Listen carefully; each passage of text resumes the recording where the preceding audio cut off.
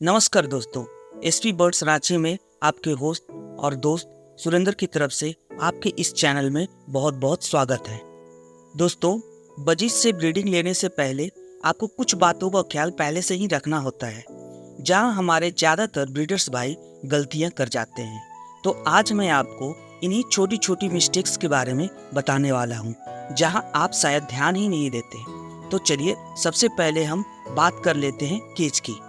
जी हाँ दोस्तों, सबसे पहले आपको बर्ड के केज साइज को ध्यान में रखना होगा। इसमें सबसे पहले आपको ये जानना चाहिए कि आपके बर्ड के क्वांटिटी के हिसाब से आपके बर्ड का केज किस साइज का होना चाहिए। अगर मैं 5 पेयर के हिसाब से कहूँ तो आपके बर्ड के केज का साइज कम से कम 5x4x4 तो होना ही चाहिए, यानी 5 फीट लंबा, 4 फीट चौड़ा और 4 फीट गहरा, ताकि आपके बर्ड्स उसमें अच्छी तरह से फ्लाई कर सकें। और यदि इसमें आप ब्रीडिंग के लिए मटकियाँ या बॉक्सेस लगाना चाहें तो वो भी आप आसानी से लगा सकें। और दोस्तों, हो सके तो केज में 2 डोर जरूर रखें।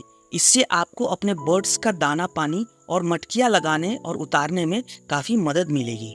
अब हम बात कर लेते हैं अपनी दूसरी तैयारियां पर, परचेस। अब आपको उसमें कुछ परचेस डालनी होगी, जहां बर्ड्स आराम से बैठ सकें, खेल सकें और मीटिंग कर सकें।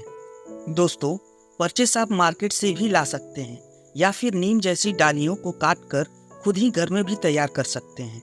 ध्यान रहे कि ये परचेस आकार में गोल ही होनी चाहिए, ये स्क्वायर या ट्रायंगल शेप में बिल्कुल भी नहीं होनी चाहिए, क्योंकि गोल होने से बर्ड अपने पंजों में इसे आसानी से जकड़ सकते हैं, जो इनके लिए आराम और मेटिंग के टाइम पर काफ़ी कंफर्टेबल होता है। परचेस लगाने के बाद अब बारी आती है टॉयज की।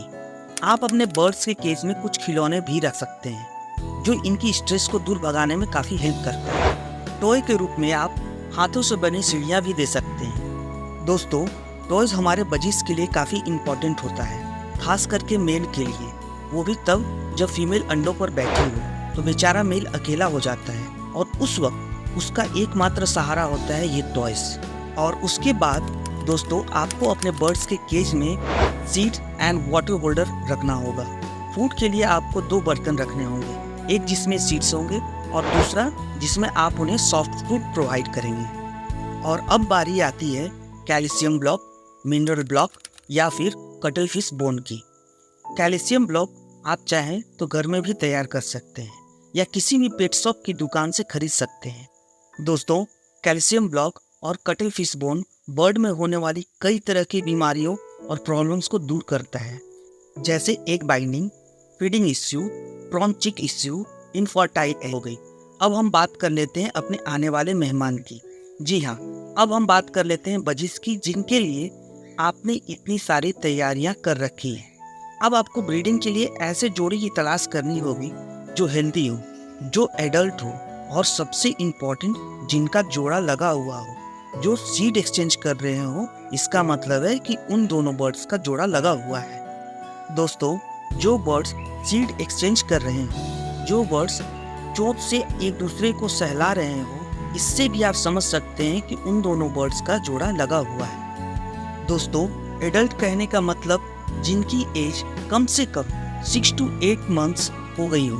हमारे नए ब्रीडर्स भाइयों को हमेशा एक दिक्कत आती है कि उनके बर्ड्स ब्रीड नहीं कर रहे हैं, और वो इसलिए क्योंकि वो दोनों के दोनों जोड़े या तो मेल उठा ले आते हैं या फिर दोनों ही फीमेल उठा ले आते हैं। और हमारे दुकानदार भाई इतने शातिर होते हैं कि वो इस फील्ड में आए हुए नए भाइयों को अपने बातों में घुमाकर चूना लगा डालते हैं। हमारे नए ब्रीडर्स भाई महीनों अंडे आने की चाहत में गुजार देते हैं, लेकिन अंडे नहीं आते।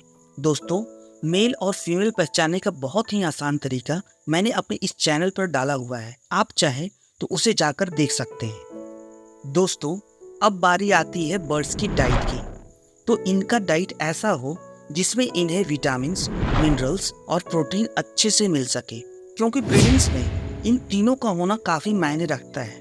और पूरी ब्रीडिंग के दौरान इन चीज़ों का ख्याल काफ़ी ध्यान से और अच्छे से रखा जाना चाहिए। बर्ड्स को कौन सा फूड कब और कितना देना चाहिए, आप चाहे तो मेरे इस चैनल पर भी जाकर देख सकते हैं, जहां आपको रेगुलर फूड के अलावे सॉफ्ट फूड और रेगुलर होने वाली बीमारियों से कैसे बचा जा सकता है, सारा कुछ उस वीडियो में अच्छी तरह से बताया गया है। दोस्तों, अगर हम सीड्स की बात करें तो आप white millets, red millets, sunflower seed, oats, paddy rice, flax seeds, Canara seed और भी काफ़ी कुछ दे सकते हैं। सीड्स के अलावा आप लीफी वेजिटेबल, पालक, भुट्टा, कोरिएंडर लीफ, पुदीना लीफ, कुकुम्बर, कैरोट जैसी चीज़ें भी दे सकते हैं, जो इन्हें विटामिन्स और न्यूट्रिएंट्स देता है, जो सीड्स से हमें नहीं मिल सकता।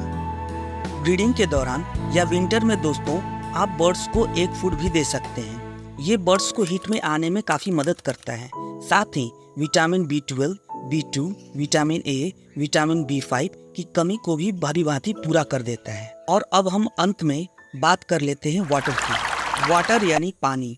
जी हाँ, पानी जैसे हमारे लिए ज़रूरी होता है, ठीक वैसे ही बर्ड्स के लिए भी साफ पानी काफ़ी ज़रूरी होता है, जिसे हमें रेगुलरली डेली चेंज करना चाहिए और हो सके तो दिन में 2 बार, क्योंकि पानी जितना साफ होगा उतना ही हमारे बर्ड्स भी हेल्दी रहेंगे। तो दोस्तों, आज की वीडियो से आपने कुछ भी सीखा हो तो इस वीडियो को लाइक और चैनल को सब्सक्राइब जरूर कीजिएगा, और हो सके तो एक प्यारा सा कमेंट भी जरूर दीजिएगा। SP बर्ड्स रांची को अपना कीमती समय देने के लिए आप सभी व्यूअर्स का बहुत बहुत धन्यवाद। मिलते हैं इस वीडियो के पार्ट 2 में, तब तक के लिए आप सभी को नमस्कार।